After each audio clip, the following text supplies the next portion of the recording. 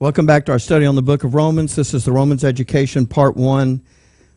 This is session 42, although in this particular instance we're not quite through with the notes from 41.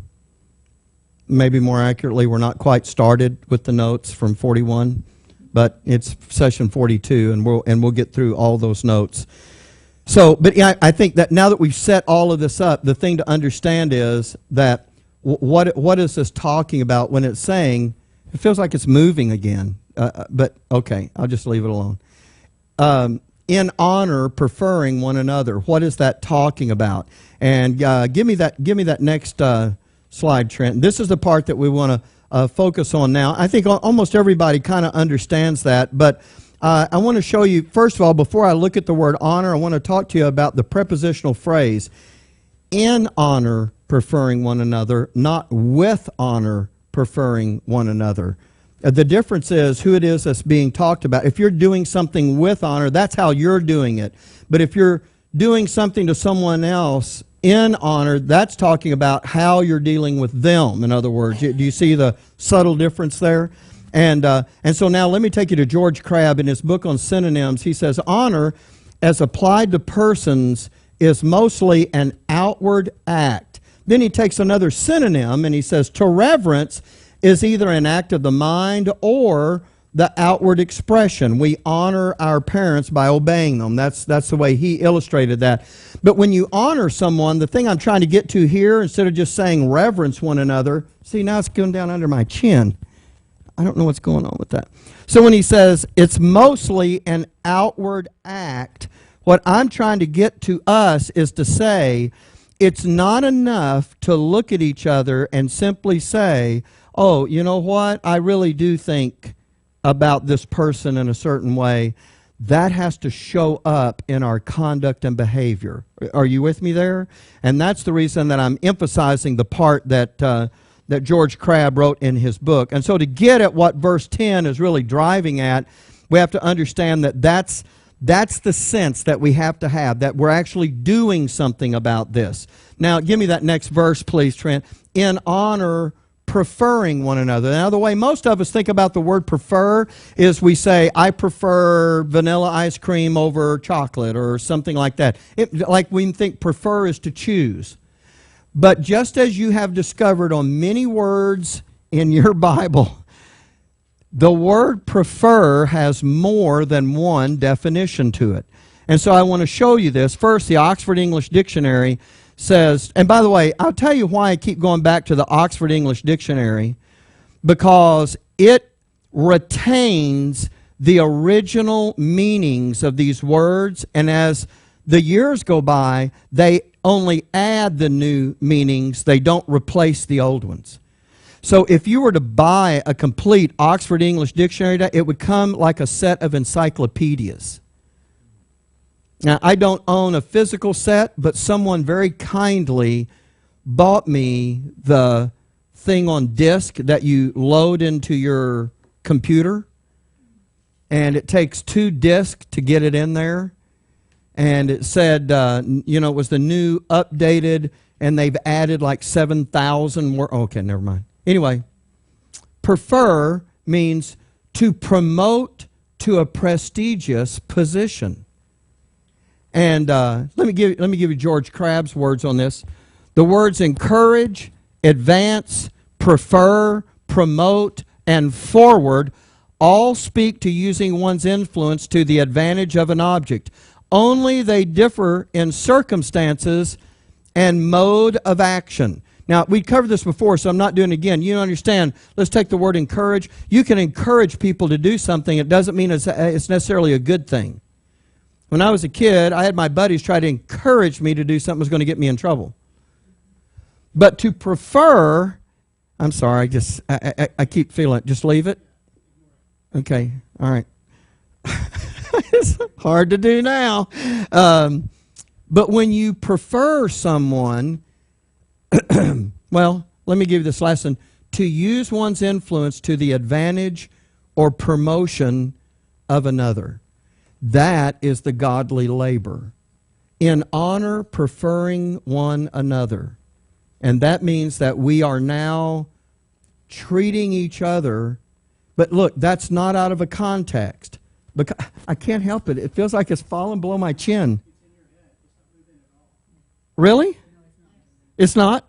Okay, I promise not to touch it anymore. Loopy, could you pull that up? No. Okay. Now I'm really not thinking about a white bear. Okay. Now I forgot what I was talking about. Oh, what your Father is what is the operation that He is trying to accomplish through that? In other words, you have to, because this is the godly labor, there is something He is doing. There's something He's doing. And it's an operation that will not only be necessary for a group who has just come into existence, but it's the same next step you'll have to take in the creature. Once the entirety of the body of Christ has come into existence as a single body, this will be the next thing that needs to happen. And at the end of the last lesson, I ask you to think about, what is that operation? Just think about it in your own terms, or in your own words. But that is what that is going to accomplish. And that's really what I want to talk to you about now. Because once this group has come into existence, think about anything. Once something has come into existence, what has it got to be able to, if it has any kind of life to it, it's got to be able to do something next. And if we were to illustrate that, have you ever seen, if you've ever been out on the farm and seen a colt born or a calf, or maybe you've seen a documentary where deer give birth and these little animals, they're just laying on the ground. They just look like nothing. But, I don't know about every animal. I'm not that well versed in it.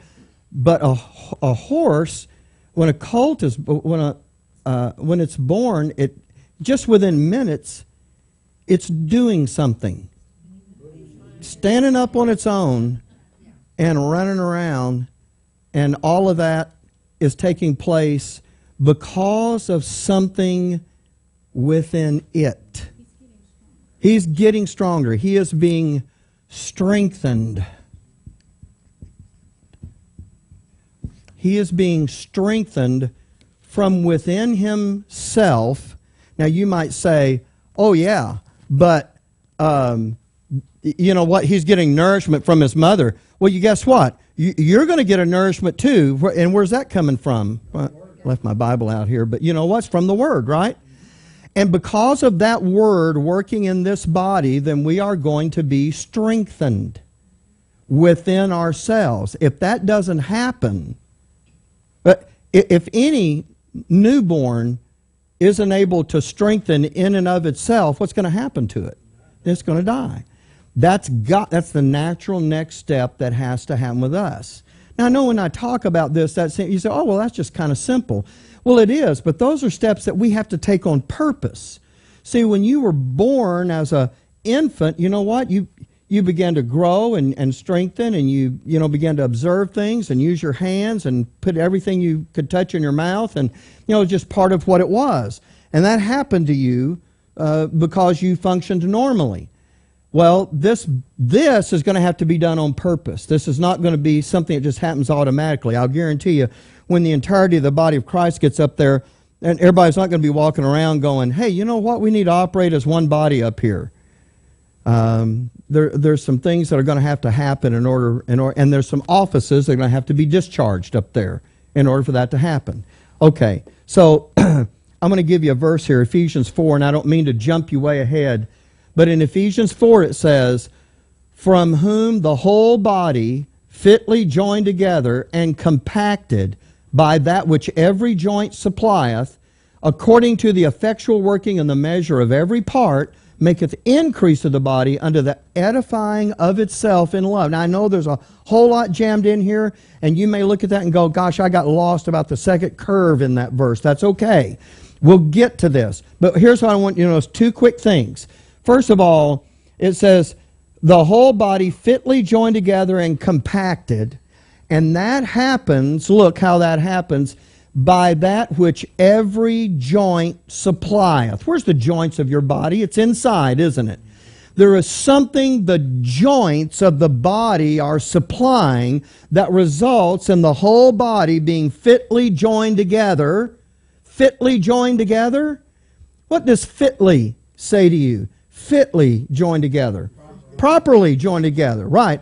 And compacted. I think last week I read part of this verse here and I made a joke about being compacted. Let me show you what George Crabb said about that. He says, compact, which is the root of that word, while both close and compact express proximity. Close is a general term and compact is used in a more restricted sense. Contact is not essential to be close, but a perfect adhesion of all the parts of a body is essential to produce compactness. Do you see? I mean, that's amazing, isn't it? The perfect adhesion of all the parts of a body. And then I close with this last one. Lines are close to each other, which are separated by a small space. They may be close, they're not compacted. You're not only going to be fitly joined together, but you're going to be perfectly glued, adhered together. Tempered's a good word. There you go. So all of this that we're looking at here, you understand, is something.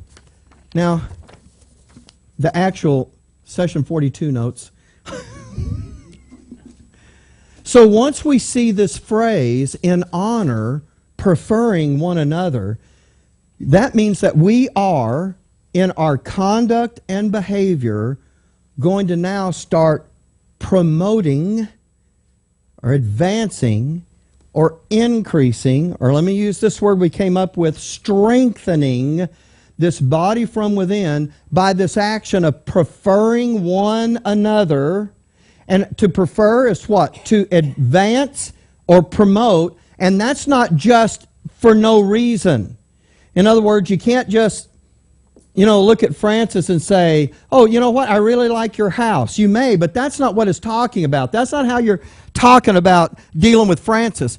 What you're talking about here is the promotion and the advancement. In other words, somebody said it a while ago when we were fixing this microphone, and I repeated it because I knew it was coming up in this session. For the faithful discharge of an office, that's a labor. Now someone comes along and says, I'm going to just boil it down, good job. When someone comes along and says, what a great job you did, and talks about it, how does that naturally impact people? Well, sure, it does. It not only encourages you, it motivates you, and it makes you think, you know what, I might can do better. And it also lets you know someone's watching. Somebody noticed. And all of that is true. And you know what's happening when we do that? This body is strengthening itself from within. And you say, well, what do you mean? In what way is it being strengthened? It's being, and I talk about this in the notes, that this strengthening is going to come in several different ways. The first way that you're going to be strengthened is in the particular office in which you are functioning. In other words, you're going to begin to look at that really differently. But the second thing is there are more labors that are coming your way, and you're going to have to begin to take on a furtherance. You're going to have to take things further. And I guess I have too much of this illustration in my head. In the physical body, that body works and it does the amount of work, but it strengthens itself through that work to be able to do more work and be able to handle more of a load, to lift more weight. You understand? And so this body is doing the same thing by the promoting of the members within themselves. And when you do that, you are strengthening this body not only to do well what it is doing now, but to strengthen itself for further tasks that are yet to come. And that's the natural next step for a body that has come into existence, is to now sustain itself and strengthen itself for the future. And that's going to be a natural next step that's going to be happening also in the heavenly places. Now, there's an illustration that I want to make for you here. Satan's policy of evil, of course, is opposed to sonship. And in a progression of events, it's opposed to us occupying these offices. Because if we don't, this doesn't really become a body. Not in the sense that our Father meant it to. And therefore, if it doesn't become that, it can't accomplish what it was supposed to. So his first step is to keep us from those offices. The second step is not to strengthen one another. By the way, that little thing that I talked to you about at the first, I was having everybody sign back there, you do realize, if you read that thing in there, you do realize what that is designed to do. That is designed to strengthen and encourage and promote. You know what we're doing as a group? The very thing that I'm talking about now, except we're doing it from one group to another. That's the very issue. And what I'm trying to do in this is to show you that's not, I'm not telling you what to do, but I'm just saying, if this thing is going to work the way it's supposed to, that's how it's going to work itself out. And that's the kind of thing that needs to be not just thought to each other, but said to each other. And sometimes it's real easy to say it to the people that we know and we spend a lot of time with, but you know what? There's a lot of things, though, that may go on behind the scenes that aren't as honorable as other offices. And you know what those offices are given? Do you remember? There are some offices that are less honorable, and upon those we bestow more abundant honor. And that's exactly what's being talked about here. That's what we're doing. We're strengthening this assembly through that. Okay. Now, because the policy of evil is dedicated to those things that, first of all, we not come into existence, and secondly, we're not be able to sustain ourselves and strengthen ourselves to go forward. Because I want to show you an example of something, of this tender promotion going on, even in a very difficult situation. So let me lay the groundwork. In 1 Corinthians, Paul describes an event that was happening in the Corinthian church that was a very bad, let me just say that was a very bad incident, and it was damaging to the church in order for that to go on. And because of that, Paul said that there was a man in their midst that needed to be dismissed from their assembly. And that was done. Why was that necessary? Because I know there's always people on both sides of the issue. There's always people that say, yep, get rid of that. And then there's always a group of people that says, no, we should never get rid of that. Listen, what's at stake here is that the assembly has to properly respond to every situation that it encounters. That's the issue that's at stake here. And in this particular case, the right response for the assembly was to dismiss this individual from its body. But then, upon being dismissed, this individual corrected that wrong behavior, and now Paul is going to say something else about it. So here it is, 2 Corinthians chapter 2 and verse 7.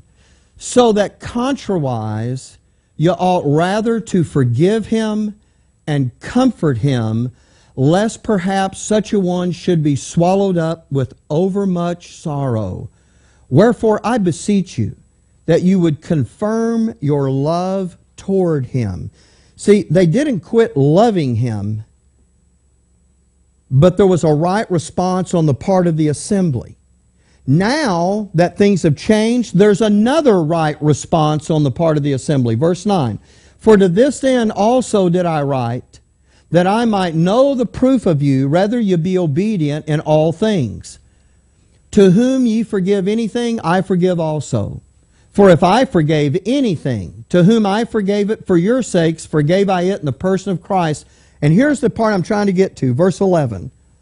Lest Satan should get an advantage of us, for we're not ignorant of his devices.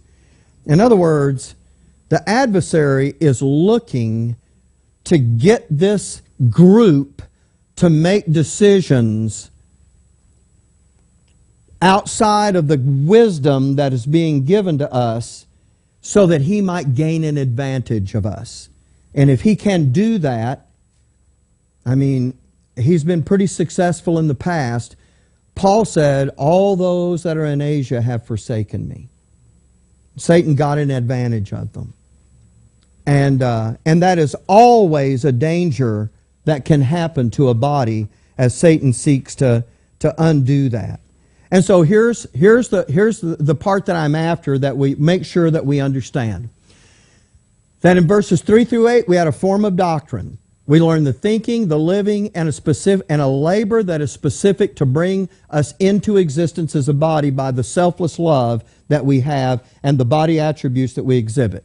And then in verses 9 through 10, we have another form of doctrine. We're given the same pattern for edification with a thinking that we abhor the evil and cleave to the good that happens to each other, that we are kindly affection one to another with brotherly love, and that we in honor prefer one another, and by that, by honoring and promoting those people who faithfully discharge those offices.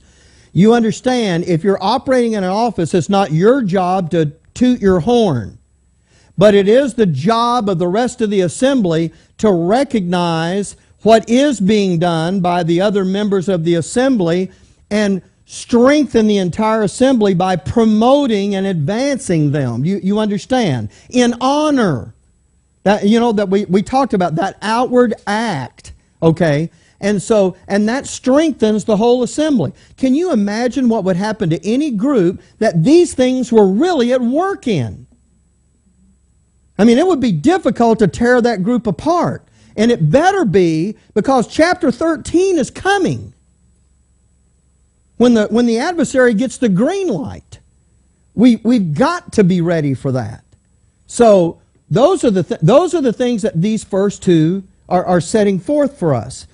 Now, there's one other thing that I want to say to you as we get ready, because now we're going to have to move into verse 11, and that is all of this selflessness and this kindness go together, and they are, and we've talked about them as the first two major features of godly love.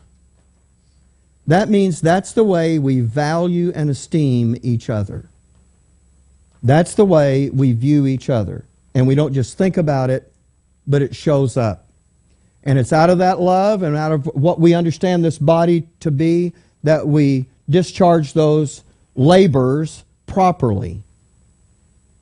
But verse 10 is not the end of the verse. There's a semicolon at the end of verse 10. And even though I am firmly convinced that's the